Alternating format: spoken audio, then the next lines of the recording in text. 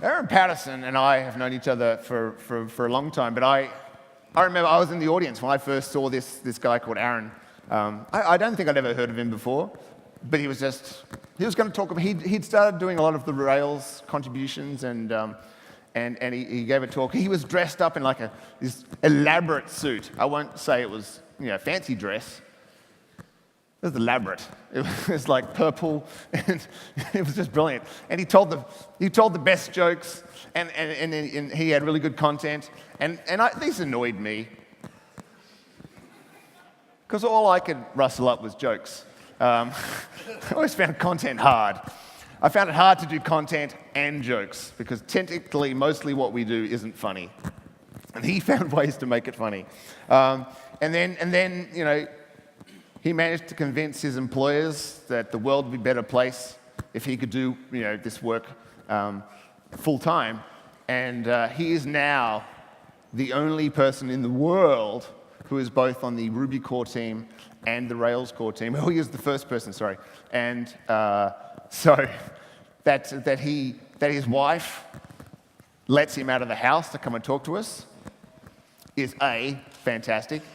That she decides that, yes, you can go, but I'm going with you everywhere he goes, is pretty impressive. My wife won't do that because, that would just mean bringing all the children. All right. So why travel if you've still got 3 kids? All right, I didn't mean to talk about me. Please put your hands together for the one and only Aaron Patterson. One and only.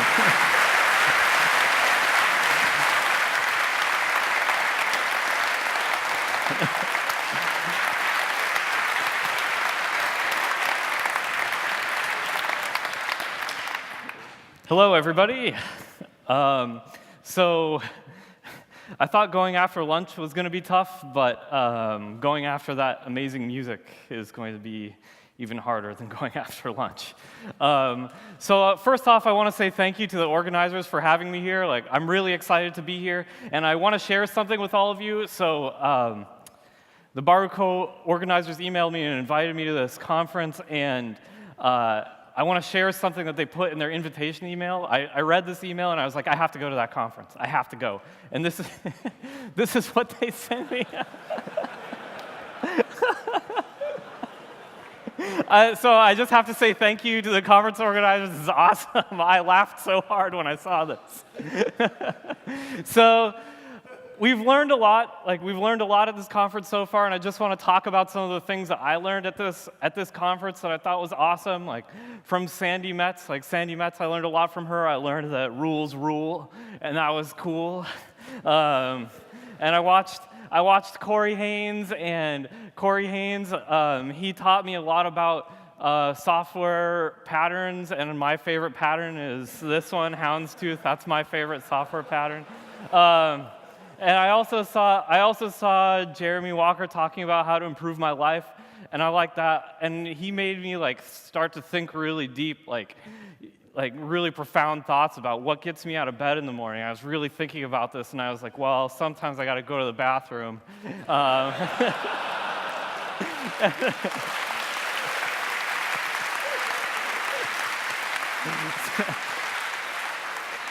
So I'm hungry sometimes.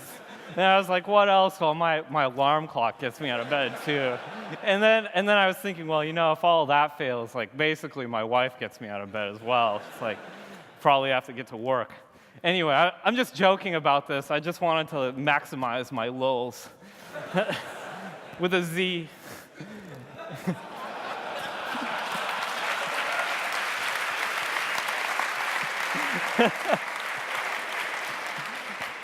In the United States, we call that freedom spelling.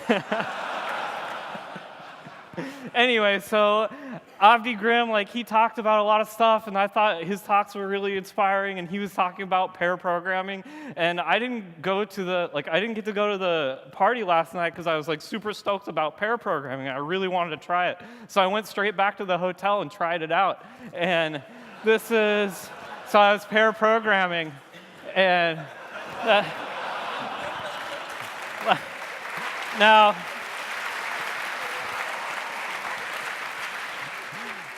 I couldn't get, so I checked, nothing showed up in my log files, and I couldn't get the TTY up, so I'm not sure what was wrong with the interface to the pair. So like, hopefully Avdi will teach me how to pair a program after this. Like, that would be pretty cool. I couldn't get it working, so anyway, this is like, I know this is also really embarrassing. Like, this is really embarrassing after Charles gave his talk, but originally I was going to speak about getting started with Java applets, and super embarrassing. Anyway, so this talk is about yak shaving, and I want to say hello world to everybody. This is me. You might recognize me. This is from Twitter and stuff. This is what I look like on the internet. This is me in real life. I work for a company called AT&T. They're a giant company, and they pay me to work on open source all day, which is really super awesome.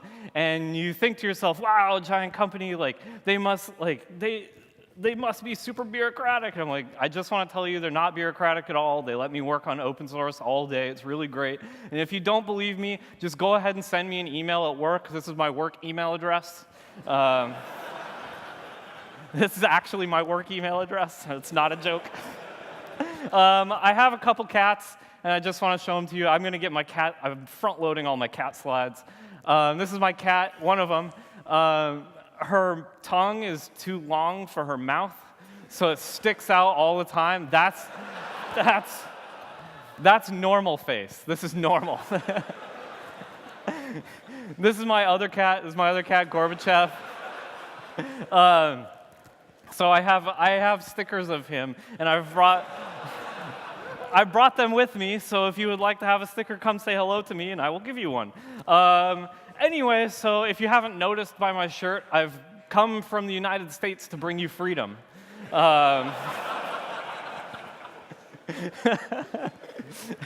So I brought 2 guns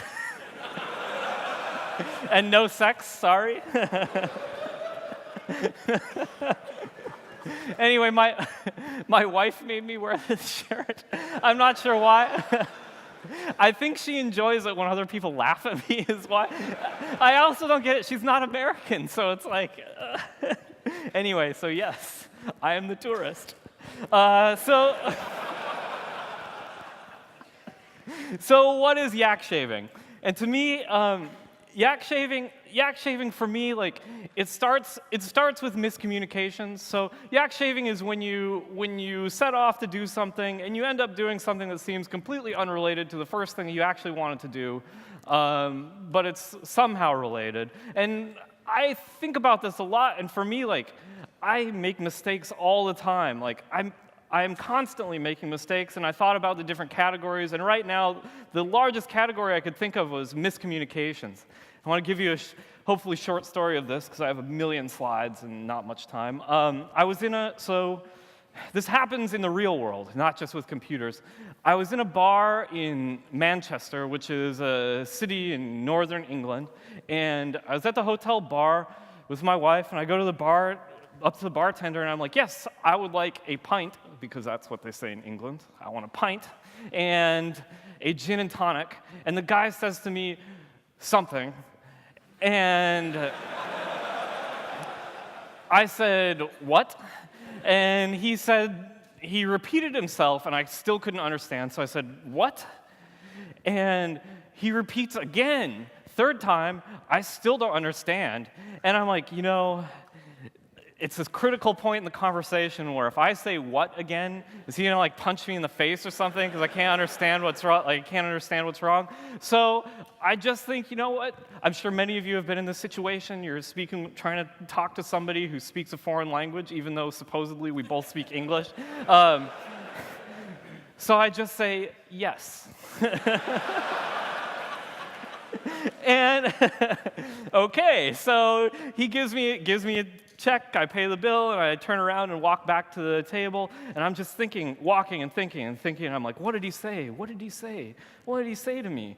And then I realized he said, do you want the bottle?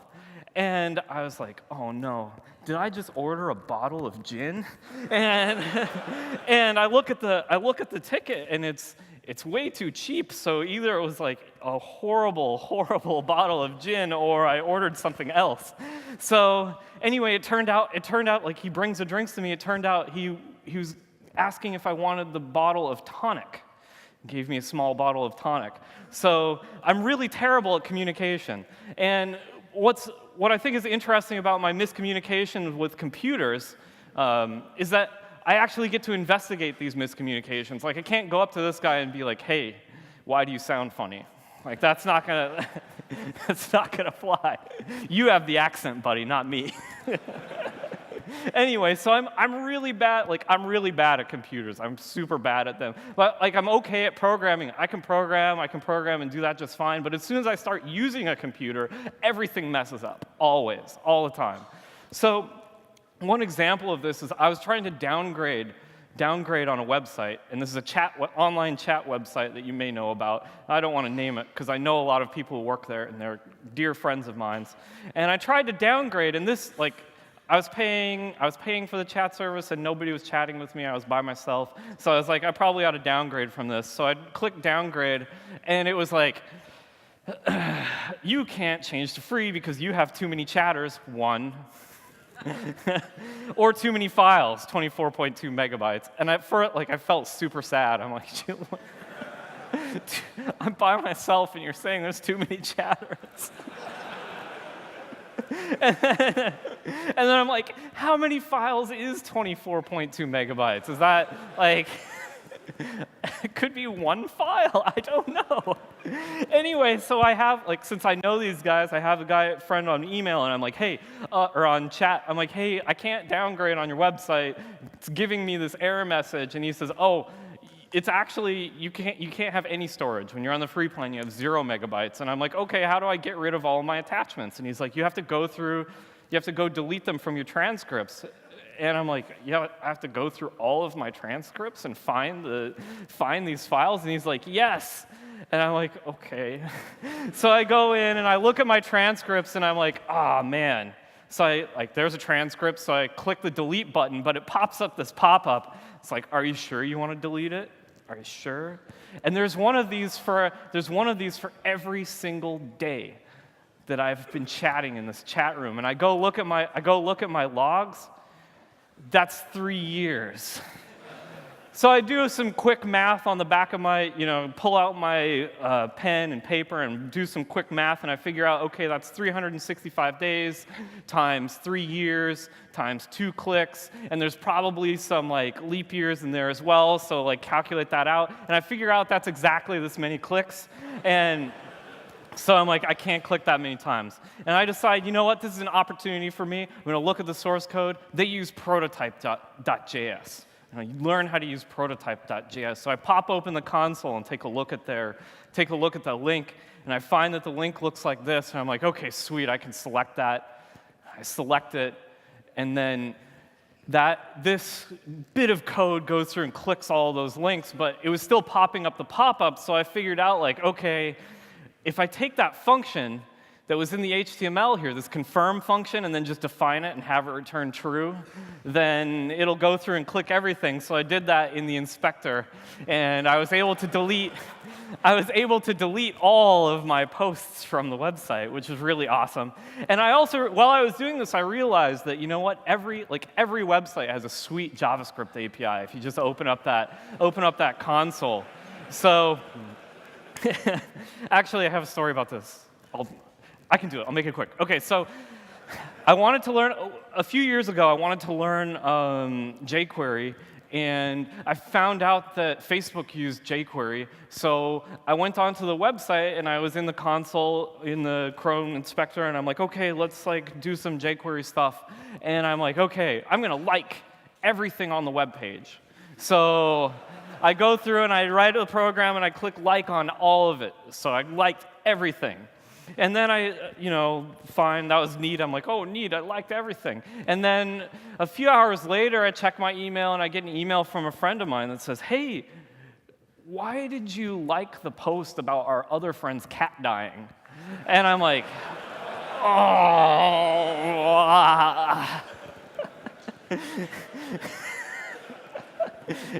And my other friends is not, they're not computer people. So I wasn't sure how to explain to her, like,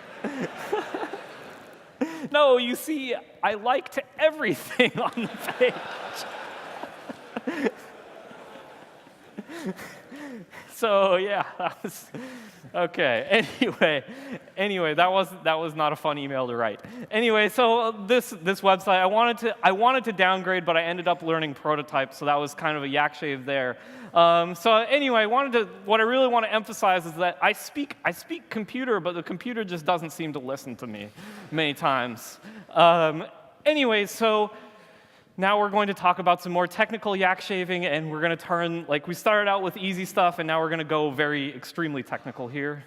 I have 100 slides left. Let's do this. So going around, looking at some codes, I do this. I'm like, oh no, a bug. This is in Rails. So I'm like, OK, if I select 10 as n and I check the n, it's a string.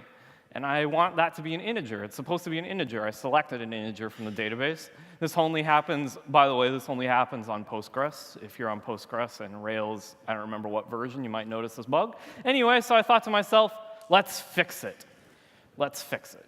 So the first thing I'm going to talk to you about a little bit is runtime and security. A little bit. This is the main topic of our yak shave in this portion of the talk. So I'm like, OK, how are these methods defined in Active Record? I'm like, OK, let's figure that out. So I create an Active Record model, and we have this simple field on it, name. And also, just fun thing I want you to notice is that you can pass a URL to establish connection. That's not part of this yak shave. Just want you to notice that. It's a fun feature I like.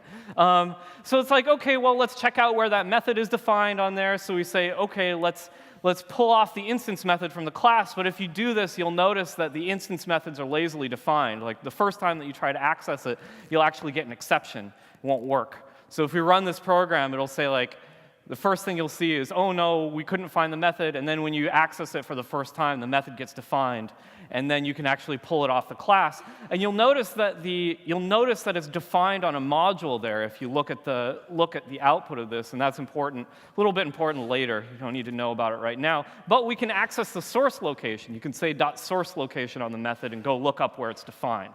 So I'm like, OK, let's go see how this method is defined. We've got to figure out why it's returning the string 10. We'll go take a look at that. So I look at the source location, and you don't need to read this. This is just what it looks like in the source. Right there is the original name. That's the name that you defined. Like it was supposed to be name. And then down below is the real name of the method. So we saw that weird temp, blah, blah, blah, blah, blah, blah, blah. That's where that gets defined over to your method name. So the first one's an encoded one, and the second one's a real one. So if we simplify this code, like just take a look at the dynamic parts, we'll see it's really just doing this. Like this is the core of our method. That's the core of how these objects, or how these methods are defined. And you'll notice that this is the only part in the method that's actually dynamic, right?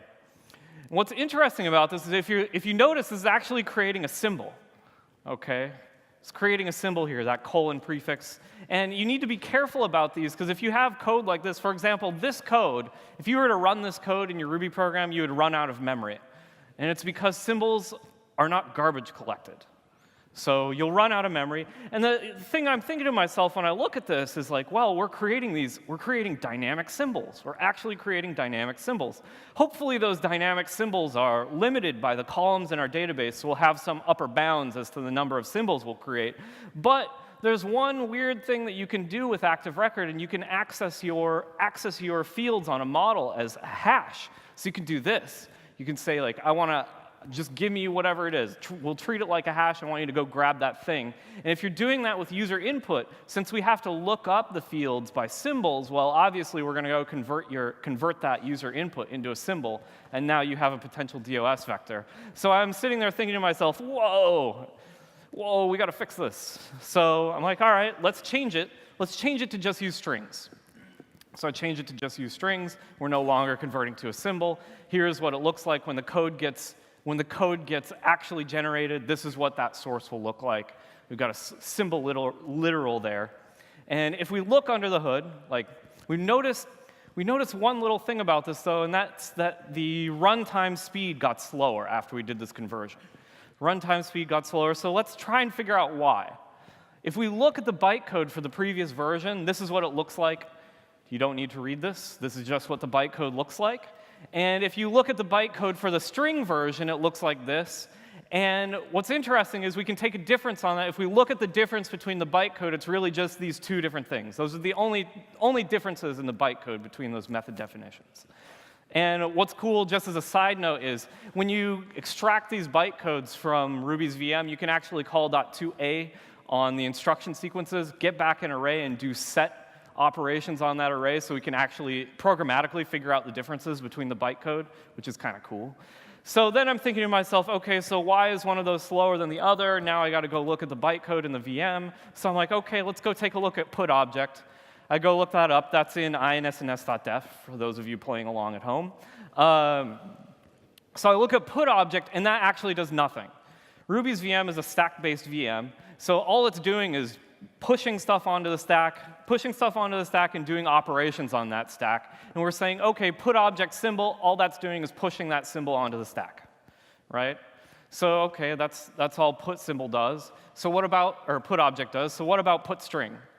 We go take a look at put string. We see it calls this function. It actually calls this function, then puts the results of that onto the stack. If we go look at rbstr resurrect, we'll notice in there that it's actually doing a string allocation. So when it's executing this put string, we're actually allocating a new string. And this becomes really apparent if you loop over all the strings and put out the object ID. So if we run code like this, you see, oh, yeah, all the object IDs are different. That makes sense. These are all different instances of strings, right? And that's because in Ruby, strings are mutable. We can mutate that instance. So we don't want to mutate the global one, then your program would act kind of weird. You'd be like, wait, how come the string has changed? I didn't do that. So I don't remember doing this. Anyway, so I was thinking to myself while I'm looking at this, can we have the best of both worlds? Like, is there a way that I can have the safety of using strings but have the speed of using symbols? And the way to do that is using a constant. If I define a constant and loop over this, if I say read attribute on this, we can look at the speed of this and figure out if it's gonna be the same as looking up with a symbol. So if we look at the bytecode for this particular code, we'll see it looks something like this. And the main difference is that we're calling get constant in that place where we were doing put string or put object. So if we go look at get constant, it'll look like this. And if we dive down into this method, we'll find that it calls rbconst get 0. And all that's really doing is a hash lookup. So we have constant time lookup of constants. So if we loop over that and look at the object ID, we see we're not getting any new object allocations, obviously. It's pretty easy to tell from this. So I put all this together and I did a benchmark. I'm like, OK, let's do a benchmark because that's important. People will complain if you don't. So I did this, have a bunch of methods. Let's read with a symbol, read with a string, read with a constant, and compare the speeds on them. This is the benchmark. And if we look at the results of the benchmark, accessing with constants is about the same speed as accessing with symbols. So if we replace all of those with all those symbols with constants and define the constants at runtime, then we can have the same speed as symbols, but have the safety of strings. So we changed the implementation. If you go look at the implementation in Rails today, we're actually doing constant lookups in that code rather than having just symbol literals or string literals in there. And I guess in Ruby 2.1, we can just have frozen strings in there. So we get the speed of symbols with the safety of strings.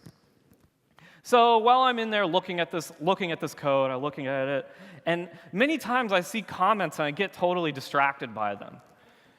This is contrary to popular belief, like you're supposed to read the comment and get information, Aaron. You understand how everything works. Well, whenever I read a comment, I'm like, is that the way it really works? Is that what it actually does? Because many times it's wrong, right? You read the comment and it doesn't behave that way. So I see this giant block of comments and it says like, OK, right above where this method is defined, it says, we want to generate methods via module eval rather than define method because define method is slower on dispatch and uses more memory because it creates a closure. And I think to myself, is that true? Is that really true?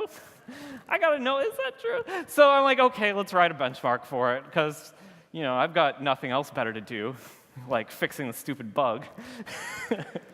So I write a benchmark for it. I'm like, OK, let's do this. We got a module eval function, and we've got a define method function, and we're going to run a benchmark on these. So I run it, and I'm like, oh, yeah, that define method one, it's totally slower than the eval one. I'm like, wow, that's really interesting. I didn't realize that. So then I'm like, well, how does define method behave? Why is that so slow? And I decide, well, let's go take a look at the documentation. So I go look at the documentation, and I'm like, define method takes a block, but it also takes a method object. That's cool. So what if I give it a method object? If I give define method a method object, how fast is that? So I write another benchmark, and I give the define method a method object. And then I go run the benchmark on this, and I find out, well, that other form with the define method is just as fast as the eval one. So then I'm like, well, but the comment said that module eval was faster. And my benchmark says that's not necessarily true. So I'm just thinking, well, is module eval faster than define method? And the answer is it depends. It depends on how you call it, whether you're giving it a method object or whether you're giving it a block. So I'm like, OK, we got to refactor this comment. Comment's not accurate. So let's do that. Refactor the comment. Let's just delete it. It's a lie. Just go away. OK. So it's gone. Delete that part. And then I read the next part, and it's like, OK, define method uses more memory. We use define method or module eval because define method uses more memory because it creates a closure. I'm like, oh, really? That's interesting. So what this comment is talking about is when you call define method with that block, you're creating a closure there, and that block, the block has to keep track of the environment surrounding it. So if we have compare these two calls. The first call, we're just keeping track of a nil, where the second call, we're keeping track of a string that's definitely over 9,000. So the first one is just holding on to a nil, and the second one is holding on to this very large string. So yes, there is a memory difference, but it really depends on how you define that method. It really depends on how you call that block. If you're keeping track of the outside environment, well, if you're careful about the outside environment, then it's going to use less memory. So if you're careful about how you call it, maybe it won't use any more memory at all. And then I think, well, you know what? Let's do another test. I've got another idea for a test. Let's define a lot of methods with module eval and define a lot of methods with define method and compare the two. See which one uses more memory. So I decided to do that. I'm going to create 100,000 methods with module eval and 100,000 methods with define method and compare the memory usage. And when I do that, I look on my system and I see, well, that top one there that's using 120 megabytes, that one is using module eval, where the define method one is only using 68 megabytes. And I think to myself, but the comments said define method uses more memory than module eval, but my test says that's not true.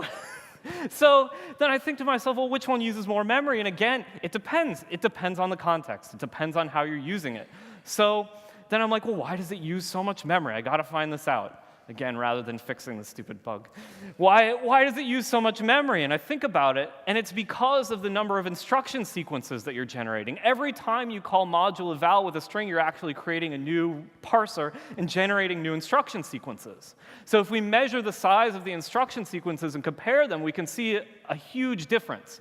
So this line of code at the bottom here measures those instruction sequences. And if we run the code, we can see, OK, if we don't, that top value is not using define method or module eval, and that bottom value is using module eval. So we see that there's a huge difference in the number of instruction sequences that are generated. So I'm like, OK, guess I need to refactor this comment. Comment's not accurate. Let's do that. So I'm like, OK, we'll just delete that. It's not true anymore. So now it says, we want to generate methods via module eval rather than define method because. And I'm like, OK, I see. You just wanted to do it. That's why. I get it. I'm OK with that. And then I think to myself, well, what about boot time? I think about boot time. And what I mean by boot time, I mean definition time. I mean, how long does it take to define a method? I'm thinking about this too. The comment didn't address this. I was thinking about this. So I'm like, OK, let's figure out how fast it is to define a method using module eval versus define method. So I write a benchmark for that, and I run it. I just time these, create 100,000 methods, and time it. And I find that using module eval takes 3.6 seconds, where a define method takes 0.6 seconds. So on memory, module eval seems to use a lot more memory from my tests. On boot time, module eval is much slower, and runtime, define method is slower. And I know many of you are thinking, but Aaron, you didn't use that define method with a method object. You didn't do that in any of your tests. And I think you're right. You're right, I didn't do that. I didn't do that at all. We should probably think about that. So I'm like, okay, well, the problem is I can't really use this. I can't use this in Rails because our attribute definition is dynamic. We have that dynamic bit of code in there, and I can't make that static. I have to do something dynamic every time, so I have to have this module eval. It has to be there. And I think to myself, well, what if we took every method possible and defined it on one module, and then just copied that method into all of the active record objects? Would that work? Yeah. Method transplanting, and the answer is yes, it does, and we're going to look at it. We're going to look at this for a second. But if you try doing this, like let's try transplanting between classes. So we have class A and class B, and I feel bad because Matt's is here. I'm not sure if the stuff that we're going to look at, I'm not sure if he's okay with Ruby doing that now, or if he had thought of it, because this is a feature that only works in Ruby 2.0. I'm not sure if he knows this. Anyway, so this breaks. We try to transplant it, we're going to get an error. It's like, you can't define it. You can't move a method from class A to class B. They're the wrong types. It won't work, right? They're not the right types. But you can transplant between modules. So there's the error, yes. So we have, what if we created all these methods, name, created at ID, et cetera, on one module, and then moved it over? And we just include that module in our class. So what if I do something like this, like, okay, I'm going to include an anonymous module into my class and then just define all of the accessors on that anonymous module. So define all the accessors and then transplant them. And it turns out that this actually works. So this trick actually works. So what we do is we say, okay, let's look up in this module, does it have a method named ID? If it doesn't have a method named ID, we'll eval one onto that method. If it does have the method named ID, we're just going to copy it into that module. We're just going to move it on over and use it. So if we do that and measure the amount of memory that we use, so this is a benchmark showing the amount of memory that we use per model, and we graph that. So this is creating, how many is this creating? This is creating 10, 100, and then 1,000 different active record models that all have the same attributes on them. And we graph the amount of memory they use. And this is what it looks like. This is a logarithmic scale. That blue one there is Rails 4.0, and the red one is master. And if we look at the actual values from this, we'll see that Rails master takes about 18K per module, or per model, where Rails 4.0 takes 31K per module, or model. And if we look at definition speed, oh crap, I'm totally late. Let's hurry. Definition speed, we do benchmarks on definition speed. We'll find that in master, defining these models is actually faster. But we have a problem, we have a remaining problem, and that is, well, if you notice this, we're getting 100% cache hits. So we're creating the same active record model over and over and over and over again, but for some reason the memory keeps rising, right? We have 100% cache hits, but the memory keeps rising. So we have one problem, which is we're not doing this trick on all of the dynamic methods that are in your active record model. That line should be flat, ideally.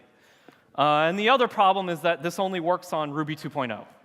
So this trick only works on Ruby 2.0. And to recap this here, I went from querying to fixing a bug, to looking at security, to dealing with performance, Ruby, VM, instruction sequences, then down into Ruby source. And you may have noticed this or not, but we didn't do any bug fixing.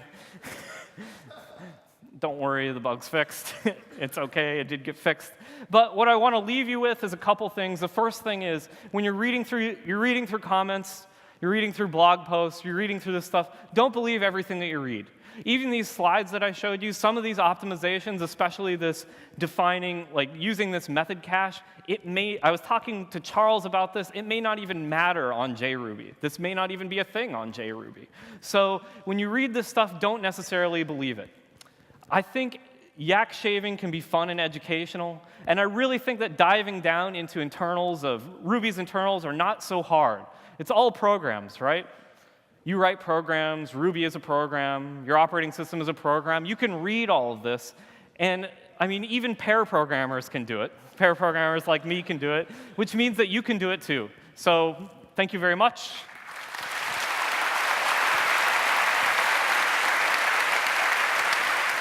I said I would front load the cat pictures, but I'm actually backloading them. Just a quick comment. Next time you matter to speak to wonderful people of Manchester City, just ask them to write things down. Thank you. That's it.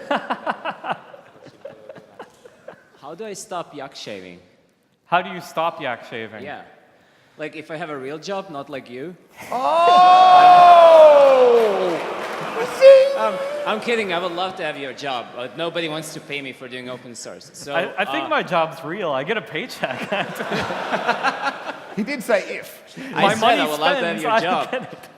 But, so my problem is I do exactly the same as you, and that's what I did to teach myself Ruby for the past 8 years or something like that. And I love doing that, and then I get fired from jobs. Because, Mr. What did you do? Oops. For the past 2 weeks, I was doing the same thing as you did. And, I challenged you to yak shave off, by the way. I can shave 2 yaks at the same time. No, I mean, so honestly, like, I made jokes about pair programming, but honestly, like, I think pair programming really helps with that. Like, if you have, your pair is like, oh, we don't really need to dive into the Ruby instruction sequences today to get this, bug fixed. I'm pretty sure we can fix it without reading the Ruby VM. So, I mean, honestly, it just takes, like, fortunately or unfortunately for me, my job is basically yak shaving.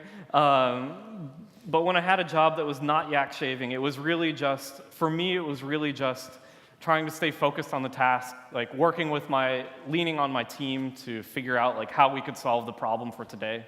But I mean, once in a while, I had time to do stuff like this, and that's really how I learn things. So I don't, you shouldn't yak shave all the time. Definitely, you have to get your job done. But on the other hand, I think it's very educational, and I think you can be better at your job after doing it. So I'm not sure if that totally answers your question. I think he was trolling you. Yes. Down here. You said, I may have missed something, but you said defining all the strings, the symbols was a denial of service attack because of the stuff going into it. How is defining constants not a denial of service attack? Sure. So the question is, how is defining constants not a DOS attack? So when we do the constant definition, we're doing it based on the columns in your database, which the columns in your database should be bounded, but the inputs are not. So basically what we do is, if you passed a string into that, we look up in the hash via string. We don't care how that string was defined. Does this make sense? So we say, okay, I'll walk through it fairly quickly. So we say, you call .name on your model, for example. And we go look up, the methods haven't been defined yet. You saw on the slide, it said, I'm going to look up the method. It's not defined. But we say, OK, well, the methods haven't been defined yet. So what we do is we go, OK, let's go inspect the database table. And when we get all the columns for that table, then we go through and define all the methods based on those columns, right? But we don't do that method definition based on the method that you called. So if you called random methods over and over and over again, we don't care what that input is. We only care about the database. So we use the database table definition as the canonical source for the number of methods that are defined on your module, if that makes sense. I'll look at the code. It's cool. OK.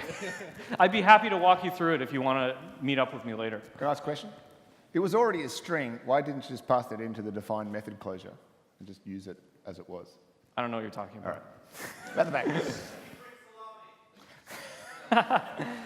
No, the question was, did you bring salami? I can't get that across the border. Also, this is super embarrassing. So the salami here is way better than mine. Like, I feel awesome. I'm in the United States and I'm making the salami at home, and I'm like, yeah, I'm making salami at home. I'm making meat at home. But then when I come to countries like Spain or regular countries. Countries with food. So when I visit civilized nations, That's right. when I visit civilized nations, they actually have amazing meats already, and I'm like, I make meat at home, and they're like, so? I mean, from my time in America, I figured out America imports oil and just manufactures food. I think Yeah, it's we do. Yep. not real. Everyone, please put your hands together for Aaron Patterson. Thank you.